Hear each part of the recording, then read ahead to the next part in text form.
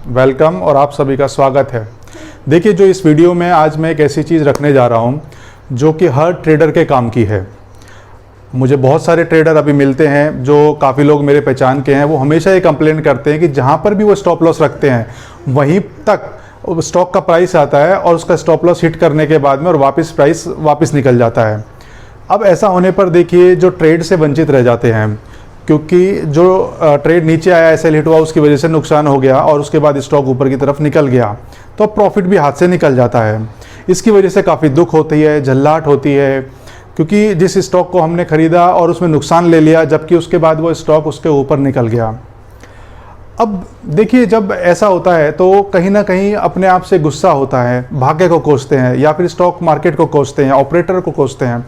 लेकिन देखिए, इसमें इन जो गलती है इसमें ऑपरेटर वगैरह की नहीं है, इसमें हमारी गलती है। और हमारी गलती ये है कि स्टॉप लॉस क्या रखना चाहिए वो हमें पता नहीं है।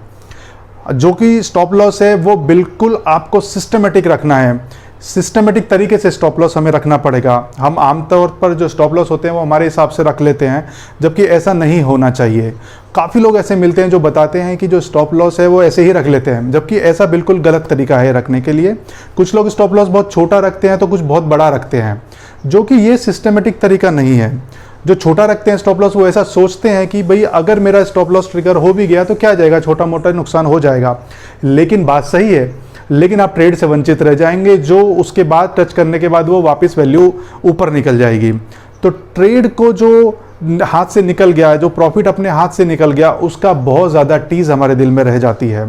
तो देखिए, इंपॉर्टेंट यहाँ पर यह है कि स्टॉप लॉस जो है वो बिल्कुल सही जगह पे रखना, सिस्टमेटिक रखना बेहद ज़रूरी है। और इसके लिए जो पूरा तंत्र है, पूरा सिस्टम है, जो इस वीडियो में मैं आज आपके लिए बताने के लिए आया हूँ। और ये किसी भी बुक में नहीं मिलेगा। मैं जिस चीज़ की बात करने वाला हूँ, ज़्यादातर लोग इस सिस्टम की कोई बात नहीं करता है। क्यों? क्योंकि जो नोविक ट्रेडर्स हैं उन तक इसकी नॉलेज ही नहीं पहुँचती है। इसको जो इंडिकेटर आज हम यूज़ करने वाले हैं, इसे ATR बोलते हैं, एवरेज ट्रू रेंज, जो लगभग सभी चार्टिंग सॉफ्टवेयर के अंदर मिल जाएगा। आज जो मैं आपको बताने वाला हूँ, ट्रेडिंग व्यू के अंदर बताने वाला हूँ। और ये जो एवरेज ट्रू रेंज इंडिकेटर है, इसकी मदद से हम सिस्टमेटिक स्टॉप लॉस रखते हैं। जो कैलिब्रेटेड स्टॉप लॉस होता है रखते हैं, जो कायदे का हो, जो जायज़ हो, जो नापा हुआ हो, ऐसा हम स्टॉप लॉस इसके अंदर रखते हैं। तो देखिए, आज ATR का स्टॉप लॉस कैसे रखते हैं ये मैं आपको चार्ट्स पे दिखाता हूँ। चलिए, हम अब चार्ट्स के ऊपर आ गए हैं और चार्ट्स के अंदर मैंने ओपन करके रखा है लुपिन लिमिटेड। देखिए, लुपिन लिमिटेड के अंदर सबसे पहले हम चार्ट, जो हमारे पास प्लेन वेनिला चार्ट है, इसके ऊपर हमने कोई फैंसी इंडिकेटर नहीं डाला है। अभी हम इसके ऊपर एक इंडिकेटर जो डालने वाले हैं, जिसकी हम चर्चा कर रहे हैं, ATR, एवरेज ट्रू रेंज। इस इंडिकेटर को हम यहाँ पर सेलेक्ट कर लेते हैं। उसके बाद में इसकी वैल्यूज में थोड़ा चेंज हम कर देंगे। ये 14 पीरियड का बाय डिफॉल्ट आता है, जिसे हमें 10 पीरियड का ATR लेना है। 10 पीरियड का ATR लेते ही इसकी वैल्यूज में थोड़ा सा चेंज आ जाएगा। अभी हमें सबसे पहले प्राइस के ऊपर ब्रेकआउट को पहचानना है। तो ये लुपिन लिमिटेड का चार्ट है, जो कि एक बिल्कुल सेट एग्जांपल है।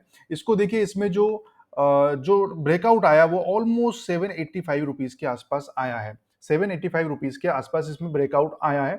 तो जब ब्रेकआउट आया, जिस कैंडल पे ब्रेकआउट आया, उस कैंडल को हमें पहचानना है। तो ये आप ये जो कैंडल देख पा रहे हैं, इस कैंडल पे हमारा ब्रेकआउट आया है। अभी इस कैंडल का जो लो और हाई है, हम उसे नोट कर लेंगे। लेकिन जो हमारा स्टॉप लॉस होगा, वो स्टॉप लॉस हमारे ब्रेकआउट कैंडल से, ब्रेकआउट प्राइस से माइनस ATR की वैल्यू होगी। तो अभी इस कैंडल पे जब मैं अपना कर्सर रख रहा हूं, तो मेरी ATR की जो वैल्यू है, मेरी जो ATR की वैल्यू है वो कितनी आ रही है? 34.85 रुपीज। आप देख पा रहे होंगे नीचे इंडिकेटर के जो लेफ्ट हैंड साइड में, आप देखिए जहां पर ATR 10 RMA लिखा हुआ है, वहां पर वैल्यू आ रही है 34.85। 34.85 को हम यहां पर मान के चलते हैं, लेट सपोज 35, राउंड फिगर कर लेते हैं। अब जो इसकी जो वैल्यू है, अब ये जो वैल्यू यहां निकल के आ रही है, ये जो वैल्यू हमारी इसके अंदर जो ब्रेकआउट लेवल है, दैट इज ब्रेकआउट लेवल हमारा 785 रुपीज का है। उसमें से हमें माइनस करनी है ATR की वैल्यू। ATR की वैल्यू माइनस करने पर जो हमारी वैल्यूज निकल के आ रही है यहाँ पर, वो आती है 750 रुपीज।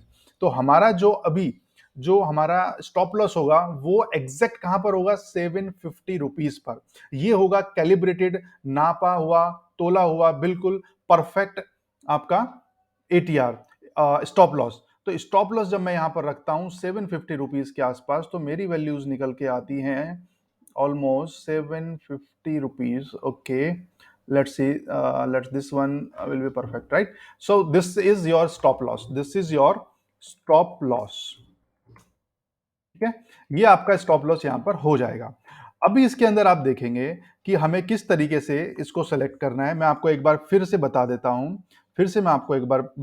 कि ये जो हमारा ब्रेकआउट लेवल है, ये जो हमारा ब्रेकआउट लेवल है जहां से इस कैंडल ने ब्रेकआउट दिया है, इस कैंडल ने, ग्रीन कैंडल ने जो ब्रेकआउट दिया है, वो ब्रेकआउट लेवल है 785. करेक्ट, ये ब्रेकआउट लेवल है, this is a breakout level. और जो हमारा ATR की वैल्यू है वो यहां पर निकल के आ रही है 35 रुपीज. इसको माइनस कर देना है ब्रेकआउट लेवल से. देखिए, इसमें कंफ्यूजन मत होइएगा, हमें क्लोजिंग से माइनस नहीं करना है, हमें ब्रेकआउट लेवल की वैल्यू से माइनस करना है. तो ब्रेकआउट लेवल की वैल्यू को माइनस किससे कर रहे हैं? ATR को माइनस कर रहे हैं. तो यहां पर जो वैल्यू निकल के आ रही है वो 750 रुपीज की आ रही है. तो this will be the correct stop loss. This will be the correct stop loss. हमें ये अंकित कर लेना है, यहां पर हमारे चार्ट के ऊपर हमें अंकित कर लेना है. इसके नीचे अगर क्लोजिंग आती है, तो हमें स्टॉप लॉस ले लेना है. ये जो स्टॉप लॉस है, ये साइंटिफिकली, सिस्टमेटिकली, टेक्निकली रखा हुआ स्टॉप लॉस है. ये इतना इजीली हिट नहीं होगा. इसके अंदर जो आप 750 का यहाँ पे आप रख रहे हैं, 35 रुपीज का आपने स्टॉप लॉस जो रखा है, इसके सामने आप 5x 3x भी आप इसके सामने रिटर्न का टारगेट रख सकते हैं. तो ये होता है कैलिब्रेटेड स्टॉप लॉस. चलिए एक दूसरा एग्जांपल और देखते हैं. तो चलिए, अब मैंने बैंक निफ्टी का जो चार्ट है वो ओपन किया है. देखिए, इसके अंदर हम किस तरीके से यूज करेंगे. यहां पर हमें सबसे पहले प्राइस के अंदर ब्रेकआउट को पहचानना है. प्राइस के अंदर ब्रेकआउट को पहचानने के लिए आप देखिए, यहां पर एक ट्रेंड लाइन अगर हम डालेंगे तो यहां पर एक ब्रेकआउट हमारा होता हुआ दिख रहा है. ठीक है, अब ये जो ब्रेकआउट वैल्यू है, यहां पर जो ब्रेकआउट वैल्यू है, इसको हमें नोट डाउन करना है सबसे पहले. तो नोट डाउन करने के लिए देखिए, ये प्राइस आपका ऑलमोस्ट आ रहा है 44669. लेट्स सी, इसको हम यहां पर नोट डाउन कर लेते हैं, 44669. और जो हमारा ATR की वैल्यू है इस टाइम पर, इस कैंडल के ऊपर जो हमारी ATR की वैल्यू आप देखेंगे लेफ्ट हैंड साइड में, जो ATR 10 RM में 128.93 लिखा हुआ, ये हमारी हो जाती है ATR की वैल्यू. कितनी आ रही है? 129 पॉइंट्स की ATR वैल्यू आ रही है. ठीक है, तो ATR वैल्यू हमारी आ रही है 129. ओके, यहां पर आप ATR की वैल्यू देख सकते हैं, जो मैं ATR की वैल्यू ले रहा हूं यहां से आप देख सकते हैं. ठीक है, तो अभी हमारा ब्रेकआउट जो हुआ है, इस वैल्यू पे जो ब्रेकआउट हुआ है और ATR जो हमारा इतना रहा है, तो जो हमारी वैल्यू निकल के आती है वो हमारा एग्जैक्ट स्टॉप लॉस होगा. लेट्स सी, कैलकुलेटर पे करके देखते हैं कि कितनी वैल्यू एग्जैक्ट निकल के यहां पर आती है. तो इट्स 44669 माइनस 129, तो ये निकल के आ रही है 44,540. ठीक है, मैं इसको यहाँ पे नोट डाउन कर लेता हूँ. 44,540 आ रही है. ठीक है, 44,540 की वैल्यू आई है, तो इसको हमें नोट डाउन कर लेना है. और लेट्स सी, चार्ट पर हम इसको as a stop loss mark करते हैं, तो हमारा कहाँ पर आता है? Let's see, 44,540. This will be the perfect value. Let's see, ठीक है, यहाँ पे ले लेते हैं. तो this will be the perfect value. इस वैल्यू को आपको लेके चलना है. और यहाँ पर देखिए, अब यहाँ पर जो आपका ये स्टॉप लॉस है, दिस विल बी दस योर साइंटिफिक और सिस्टमेटिकली स्टॉप लॉस. तो ये जो स्टॉप लॉस है, ये नफा तुला हुआ, ये आपको जो अननेसेसरी वॉलेटिलिटी है उससे बचाएगा. अननेसेसरी जो वॉलेटिलिटी मार्केट में होती है उससे आपको बचाएगा, और आपका जो स्टॉप लॉस होगा वो बिल्कुल सिस्टमेटिकली होगा. उसको इतना इजीली वॉलेटाइल मार्केट में भी काटा नहीं जा सकता. तो इस तरीके से हम स्टॉप लॉस रखते हैं. तो देखा आपने, ATR की मदद से हम स्टॉप लॉस रख सकते हैं, और ATR कितनी इजीली अवेलेबल है और कितना उपयोगी साबित होता है. जो भी ट्रेड आप लेते हैं, आपको पता होता है कि स्टॉप लॉस कहाँ पर रखना है. और ATR का स्टॉप लॉस बेवजह हिट नहीं होता है, क्योंकि ये एक कैलिब्रेटेड, नापा हुआ स्टॉप लॉस है. और ये तभी स्टॉप लॉस हिट होता है जब कहीं ना कहीं स्टॉक के अंदर रिवर्सल आता हुआ होता है. जो ATR है उसको दो चीज़ों को ध्यान में रखकर तय किया जाता है. एक, सबसे पहले उसमें वॉलेटिलिटी कितनी है. सेकंड, पिछले लास्ट 10 डेज का एवरेज कितना है और किस टाइम फ्रेम पे आप उसे ट्रेड कर रहे हैं. अगर शॉर्ट टर्म पे आप ट्रेड कर रहे हैं, इंट्राडे पे कर रहे हैं, तो स्टॉप लॉस छोटे हो जाएंगे। अगर आप लॉन्ग टर्म पे कर रहे हैं, वीकली या मंथली देख रहे हैं, तो आपके स्टॉप लॉस बड़े हो जाएंगे। ATR का स्टॉप लॉस आपकी ट्रेडिंग को कंसिस्टेंसी देता है, और ये एक बहुत बड़ी चीज़ है किसी भी ट्रेडर के लिए। तो देखिए, मेरा ये जो वीडियो है, इसका एक ही मकसद है कि वो नॉलेज जो कि आम तौर पर ट्रेडर्स को नहीं मिलता है, वो आप लोगों तक पहुंचाया जा सके। तो मैं उम्मीद करता हूं कि ये जो मेरी कोशिश है वो आपको पसंद आए। अगर पसंद आए तो ये वीडियो को लाइक ज़रूर करिएगा और इस चैनल को सब्सक्राइब ज़रूर करिएगा। और आगे आने वाले वीडियोस में और ऐसे ही अच्छे कॉन्सेप्ट्स, ट्रेडिंग के कॉन्सेप्ट्स मैं आमतौर पर जो लोग ध्यान नहीं रख देते हैं, वो आपके सामने लेकर आऊँगा।